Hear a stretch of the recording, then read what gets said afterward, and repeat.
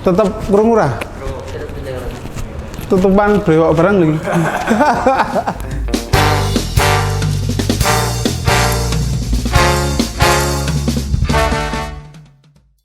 Selamat pagi, siang, sore, malam nih Mas Dim. Selamat sore. Coba perkenalan dulu diri nih. Masnya ini siapa? Dari mana? Coba perkenalan dulu. Ya, perkenalkan saya Dimas atau biasa disapa Dim dari Luso Garage Yogyakarta. Mas Dimas ini adalah salah satu tim dan juga juri dari kontes Indonesian Scooter Festival. Betul gitu Mas Dimas? Ya. Kalau saya sih basicnya sebetulnya di klasik ya. Saya sendiri loh pribadi.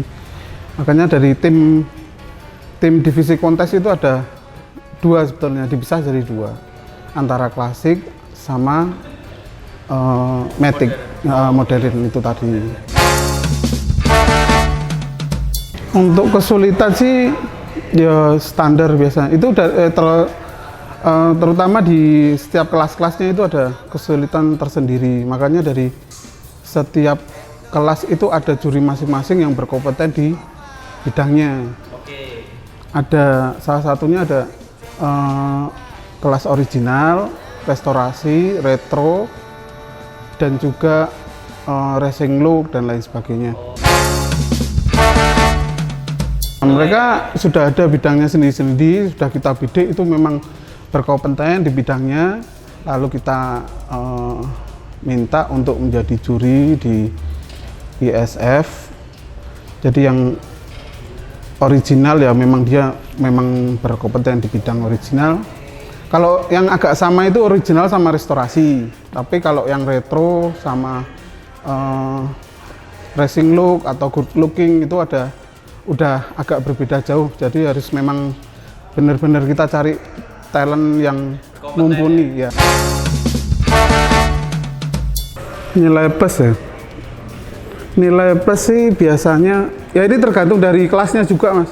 Kalau misal dari original ya udah nggak bisa apa-apa. Kita memang harusnya yang di-preparekan kita harus punya unit yang bagus, yang memang masih full ori, catnya masih utuh, nah itu bisa lebih diprioritaskan untuk menjadi juara.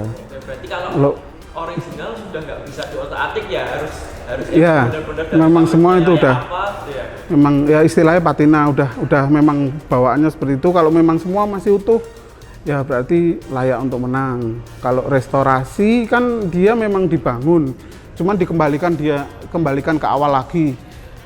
Sesuai catnya juga, kalau misal catnya tadinya aslinya warnanya birunya seperti apa juga detailnya kita kembaliin lagi, bangunnya dari detail-detail las, nut dan lain sebagainya itu juga memang ya pokoknya kita balikin lagi sesuai dulu keluarannya seperti apa, cuman kita restorasi baru bentuknya jadi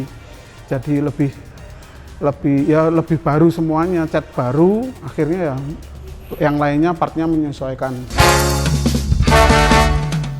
Betul, itu ya itu termasuk penilaian nantinya di mesin set itu juga ada. Nanti kan baut-bautnya yang asli yang apa, terus yang di jok standar dan lain sebagainya semua ada di baut handle dan lain sebagainya itu masuk penilaian semua, sudah ada regulasinya. Untuk regulasi original ataupun restorasi? Kalau original ya itu tadi semua part maupun body set maupun body part semua asli. Kalau yang original ya memang termasuk catnya memang harus original. Jadi kita presentase mempengaruhi penilaian juga, misal catnya berapa persen nanti itu ada 5 penilaian, 5 item dari body set, body part, terus mesin set, terus nanti juga detail-detail dan lain sebagainya. Itu semua nanti ada rinciannya tersendiri. Nah, bedanya kalau di original sama restorasi, kalau restorasi udah dibangun ulang, di rebuild, terus Kalau yang original ya memang apa adanya. Itu juga ada dua kelas juga. Di kelas original terbagi jadi original vintage sama original style. Yang original vintage itu memang seperti keluaran pabrik dulunya, polos tanpa aksesoris. Kalau yang original style pakai aksesoris itu menambah nilai penilaian juga. Itu dulu pengalaman pertama pernah terjadi waktu di 2017. ISF pertama 2017 ya? Iya. 2017 ya terjadi seperti itu, biasa. Yang namanya kompetisi kalah menang biasa, cuman ada yang nerimo, ada yang legowo, ada yang mungkin ada yang kurang terima dengan keputusan juri. Tapi pada akhirnya kita terus menggodok ulang di situ. Kita bikin sistem banding akhirnya. Jadi sistem banding itu si peserta nantinya bisa naik banding kalau misalkan dia kurang puas dengan penilaian juri atau keputusan juri, itu bisa banding tentunya dengan syarat-syarat yang sudah ditentukan dari panitia. Itu nantinya sistem itu nanti ada registrasinya juga. Jadi dari awal semua sudah ditulis jelas, diregulasi, dan semuanya juga tadinya di technical meeting juga sudah dijelaskan juga. Jadi kalau mau lebih lengkapnya didetailin di sini nanti juga habis waktunya. Lihat di web ISF ada toh, komplit tuh pasti ada. Juri ya? Iya. Kalau juri sukanya ya kita ngelihat animo dari peserta banyak. Mereka tentunya mempersiapkan unit-unit yang udah siap diadu, otomatis kan mereka sudah mempersiapkan untuk ini, udah untuk siap menang lah. Mereka memang untuk itu kita seneng bisa lihat langsung detailnya di situ. Terus makin kesini makin banyak antusiasmenya juga. Kita lihat ada peserta-peserta baru dengan unit-unit barunya juga. Jadi kita ya mungkin senang situ. Kalau dukanya apa ya? Ya mungkin dari situ juga, karena makin banyak yang bagus-bagus, nilainya makin rapet-rapet semua. Akhirnya kadang juri suka susah untuk menentukan penilaian. Akhirnya ada pernah sampai yang terjadi persamaan nilai, walaupun kita sudah sistemnya 2 juri, nanti terus kita digabungin, dibagi 2 jumlahnya, terus akhirnya ketemu juga, akhirnya sampai ketemu jumlahnya sama juga udah pernah, sampai akhirnya kita harus ngeluarin dokumentasi ini unitnya ada suratnya apa enggak, terus unitnya ini buat jalan juga layak enggak, mesin hidup enggak. Nah, akhirnya ya saking bingungnya itu tadi ya mungkin dukunya di situ.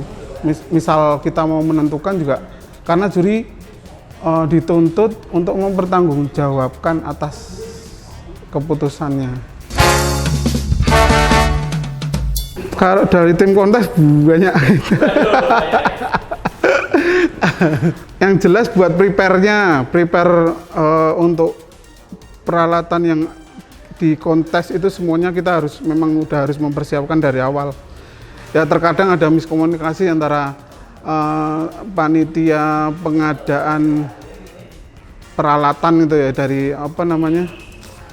perkap sampai dari yang kita tim juri minta apa, nanti udah di list sampai hari H mungkin sampai mau mulai kita harus masih tunggu, masih ada yang kurang gitu. Terus kita harus prepare juri juga, kita briefing sebelum acara kontes dimulai, terus sebelum mau penilaian, apalagi ya paling, terus kita juga masih ada technical meeting untuk peserta jurinya juga. Itu salah satu syarat untuk nanti misalkan mau banding, itu salah satunya itu harus ikut technical meeting sama mungkin ya kalau bayar registrasi bisa langsung, tapi yang jelas itu technical meeting itu tadi, mempersiapkan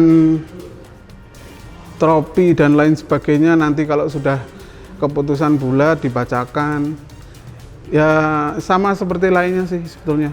Jadi kalau tim ya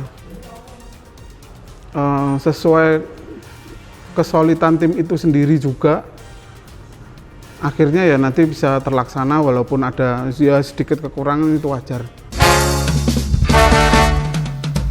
Kalau mau ikut kontes ya persiapan dalam artian unit itu sendiri. Pertama yang perlu di konsep adalah itu mau ikut di kelas apa dulu gitu.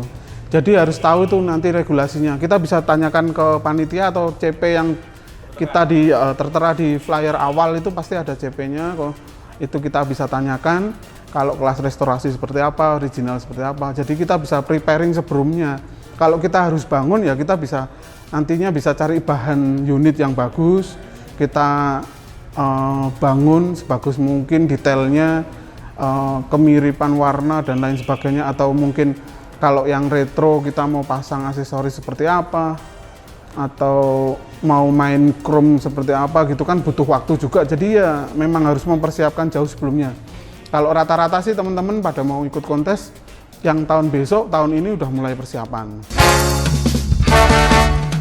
Semoga dunia sudah mulai membaik ya Mas Dimas dari Amin. COVID ini, biar kita bisa bertemu dalam dunia kontes, dunia persekuteran juga. Kita masih bisa berkumpul bareng teman-teman skuterisme ya Mas Dimas. Siap. Baik, seperti itu Mas Dimas. Semangat pokoknya. Seperti itu Mas Dimas, ngobrol kita pada sore hari ini. Oke. Sampai berjumpa di Indonesia Skuter Festival tahun berikutnya. Terima kasih, sampai jumpa.